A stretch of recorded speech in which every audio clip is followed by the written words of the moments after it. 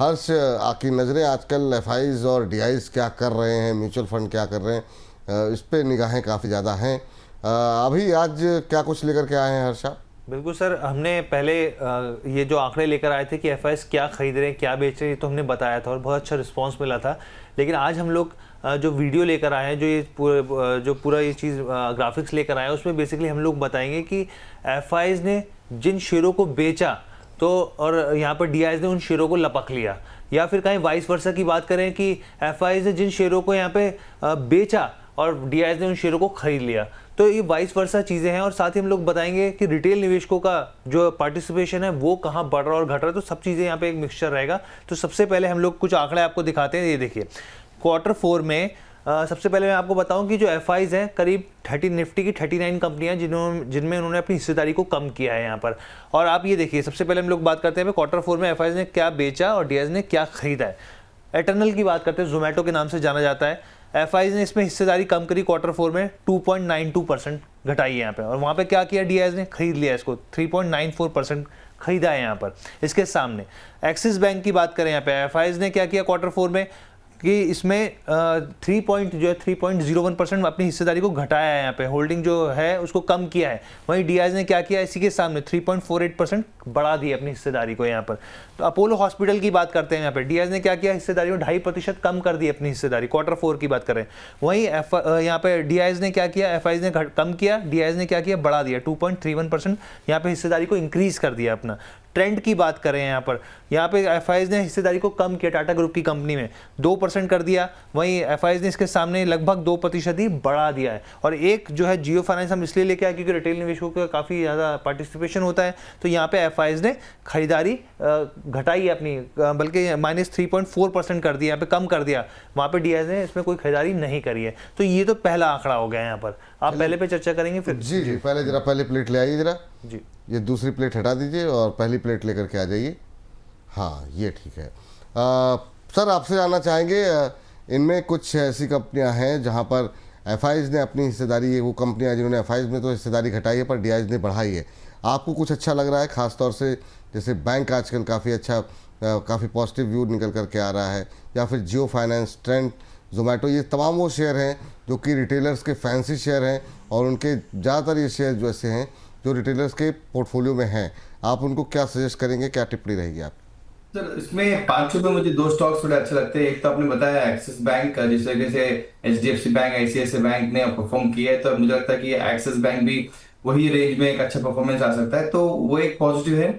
Second, जियो finance, जहाँ पे FIS ने बेचा है, मुझे लगता है कि वहां पे भी अच्छा पॉजिटिव मोमेंटम आना चाहिए। जिस तरीके से अगले 1 साल 2 साल के आसपास जो उनका जेवीज के जो बिजनेस मॉडल है वो अगर बिजनेस करने लगे, कि मुझे लगता है कि वहां पे अच्छा प्रॉफिटेबल मूवमेंट बना चाहिए। स्टॉक अंडर प्रेशर रहेगा बिकॉज बिजनेस में भी टाइमिंग प्रॉफिट्स तो आ नहीं रहा है, बट ओवरऑल ट्रेंड पॉजिटिव है एक 2 साल के हिसाब से। बट शॉर्ट टर्म के लिए एक्सिस बैंक अच्छा लग रहा है।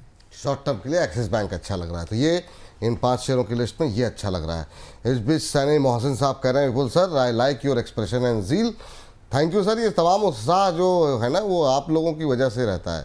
आप लोग उत्साहित रहते हैं तो हमारे अंदर भी ऊर्जा बनी रहती है और हर्ष के अंदर भी बनी रहती है। हर्ष, बताइए, आगे बढ़िए। जी, अब हम लोग अगले ग्राफिक्स की तरफ बढ़ते हैं यहाँ पर। तो ये देखिए, अब यहाँ पे क्या है, उसमें क्या था, एफआईज ने बेचा था, अब एफआईज ने यहाँ पे खरीदा है और डीआईज ने यहाँ पर बेचा है। तो देखिए, एफआईज ने क्या खरीदा, इंडसइंड बैंक खबरों में बना रहा, लगातार डेरिवेटिव्स को लेकर, गड़बड़ी को लेकर मामले निकल कर आए और ऐसे मौके को एफआईज ने यहाँ पे भुना लिया। 5.24% की हिस्सेदारी यहाँ पे बढ़ाई है, ये बड़ा नंबर है यहाँ पर। और डीआईज ने क्या किया, क्योंकि हम लोग लगातार कवर कर रहे थे तो म्यूचुअल फंड की एक बड़ी हिस्सेदारी थी यहाँ पर इंडसइंड बैंक में, तो उन्होंने अपने 4.67%, 4.5% से ज़्यादा उन्होंने हिस्सेदारी कम करी है। तो ये एक दिलचस्प चीज़ है यहाँ पर कि 5% इंडसइंड बैंक ने, एफआईज ने इसमें बढ़ाया और डीआईज ने इस पर कम किया है। अब बजाज फाइनेंस की बात करते हैं। बजाज फाइनेंस में एफआईज ने हिस्सेदारी को बढ़ाया, 1.14% कर दिया है। वहीं डीआईज ने क्या किया, इसमें कम कर दिया, -0.78% यहाँ पे जो हिस्सेदारी है वो यहाँ पे कम करी है। विप्रो की बात करते हैं यहाँ पे, क्योंकि आईटी जो स्टॉक्स थे वो दबाव देखने को मिले, लेकिन 2 दिन में एक अच्छी रैली भी देखने को मिली। यहाँ पर 0.55% यहाँ पर एफआईज ने हिस्सेदारी बढ़ाई है विप्रो में। वहीं डीआईज ने क्या किया, यहाँ पे घटा दी, 0.46% कर दी यहाँ पर। और इसके अलावा श्रीराम फाइनेंस की बात करें, आधे प्रतिशत की हिस्सेदारी एफआईज ने यहाँ पे भी बढ़ाई है, लेकिन इससे ज़्यादा डीआईज ने यहाँ पे बेस डाला है, -0.61%। ये माइनस इसलिए क्योंकि घटाया है और प्लस यानी कि बढ़ाया है। और सिर्फ एक भारतीय एयरटेल है, अलग से हम लोग लेके आए क्योंकि वहाँ पे जियो फाइनेंशियल लेके आए थे, तो यहाँ पे भारतीय एयरटेल है, इसमें भी 1% से ज़्यादा की हिस्सेदारी एफआईज ने बढ़ाई है। ठीक, तो सर इंडसइंड बैंक लगातार चर्चाओं में बना हुआ है। अभी कंपनी ने क्लैरिफाई किया बैंक ने कि ईएनवाई की तरफ से ऑडिट की बात को जो मीडिया में चल रही थी वो सही नहीं है। विप्रो आईटी क्षेत्र की दिग्गज कंपनी श्रीराम फाइनेंस है, भारतीय एयरटेल है। आपकी टिप्पणी क्या होगी सर, इन 5 में से कुछ अच्छा लग रहा है आपको? फंडामेंटली एक ही चीज अच्छी लग रही है, वो है भारतीय एयरटेल। मुझे लगता है कि वो एक अच्छा शेयर है जहाँ पे आप पोजीशंस एवरी टिक पे खरीद सकते हो। बाकी जो स्टॉक्स है मुझे लगता है वहाँ पे थोड़ा सा प्रॉफिट बुकिंग लेवल आ सकता है अभी आज की तारीख में। और सेकंड स्टॉक रहेगा तो श्रीराम फाइनेंस रहेगा, वहाँ पे भी एक इंडेक्स स्टॉक है, तो वहाँ पे भी मुझे लगता है कि थोड़ा सा प्रॉफिट बुकिंग होने के बाद मोमेंटम पॉजिटिविटी आएगी। तो ये पांचों में मुझे भारतीय एयरटेल लॉन्ग टर्म के लिए और श्रीराम फाइनेंस शॉर्ट टर्म के लिए। ठीक, तो इस पर भी मुझे लगता है कि क्लैरिटी जो है आती हुई दिखाई दी गई है। इन शेयरों में क्या करें हर्ष? जी, अब रिटेल पार्टिसिपेशन की बात करते हैं कि रिटेल जो है किन शेयरों से निकलना पसंद कर रहे हैं और किन शेयरों में आना पसंद कर रहे हैं, वो हम लोग दिखाते हैं यहाँ पर। एक बार स्क्रीन पे फ्लैश करते हैं, देखिए रिटेल ने क्या बेचा और क्या खरीदा। तो सबसे पहले हम लोग बात करते हैं बिकवाली कहाँ करी उन्होंने। टाटा स्टील से -0.65%, ये देखिए करीब अपनी हिस्सेदारी को कम किया है। टाटा कंज्यूमर में कम किया, आधे प्रतिशत से ज़्यादा कम किया रिटेल ने। बजाज फाइनेंस की बात करें, इन्होंने यहाँ पे कम किया है। बजाज फिनसर्व की बात करें, यहाँ पे भी 0.22% कम होते हुए दिखाया। और टाइटन में भी यहाँ पर जो एक अच्छा स्टॉक, हालांकि तमाम ही स्टॉक अच्छे हैं, लेकिन टाइटन में भी यहाँ पे 0.21% यहाँ पे हिस्सेदारी को कम किया है यहाँ पे रिटेल ने। अब बढ़ाया कहाँ पर है वो भी दिखा देते हैं हम लोग फटाफट से यहाँ पे। तो देखिए जियो फाइनेंस में, यहाँ पर जियो फाइनेंस में यहाँ पे इन्होंने रिटेल ने पैसा लगाया है यहाँ पे, और करीब करीब देखिए 2% के आसपास 1.80% हिस्सेदारी यहाँ पे बढ़ाई है। और ये देखिए इंडसइंड बैंक की हम बात ही कर रहे थे कि एफआईज यहाँ पे खरीदें और वहाँ पे डीआईएस बेचें, लेकिन यहाँ पे रिटेल ने भी खरीदा इंडसइंड बैंक को, और 1.41% के हिसाब से। टाटा मोटर्स में एक अच्छा खासा करेक्शन देखने को मिला, तो यहाँ पर रिटेल ने, उनको लगा मौका तो उन्होंने खरीदा यहाँ पे, आधे प्रतिशत से ज़्यादा की हिस्सेदारी यहाँ बढ़ती हुई देखिए। हीरो मोटोकॉर्प में बढ़ा है 0.40%, और इटर्नल में अभी भी जोमेटो के ऊपर जो रिटेल मानते हैं Q4 के हिसाब से कि स्ट्रेंथ है, और 0.35% यहाँ पे भी हिस्सेदारी बढ़ती हुई दिखी। ठीक, ये 10 कंपनियां हैं, पहले 5-5 करके डिस्कस कर लेते हैं। पहले तो जो है लेकर के आते हैं, पहली प्लेट लेके आ जाइए इसकी। हाँ, तो ये रिटेलर्स की तरफ से जहाँ पर हिस्सेदारी कम हुई है उसमें Tata steel, Tata consumer, Bajaj finance, Bajaj Finserv और टाइटन, मतलब इन 5 कंपनियों में 2 ही समूह हैं, एक टाटा और दूसरा बजाज। सर इसमें क्या रखें, क्या बेचें?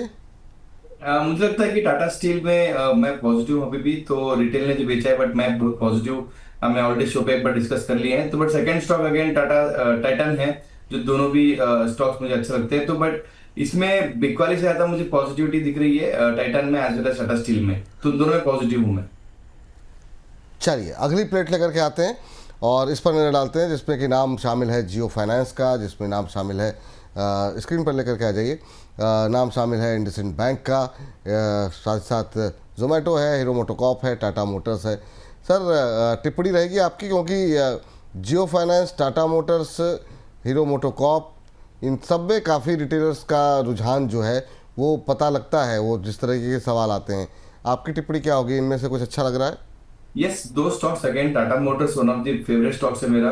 वहां पे मुझे लगता है कि 710 720 का एक मोमेंटम शॉर्ट टर्म में आना चाहिए, तो मैं टाटा मोटर्स में पॉजिटिव रहूंगा। और जियो फाइनेंस हमने ऑलरेडी एक बार डिस्कस कर लिया, जहाँ पे एफआईएस और डीएस का देख रहे थे, तो जियो फाइनेंस में भी मुझे लॉन्ग टर्म के लिए अच्छा लग रहा है और शॉर्ट टर्म के लिए टाटा मोटर्स लग रहा है।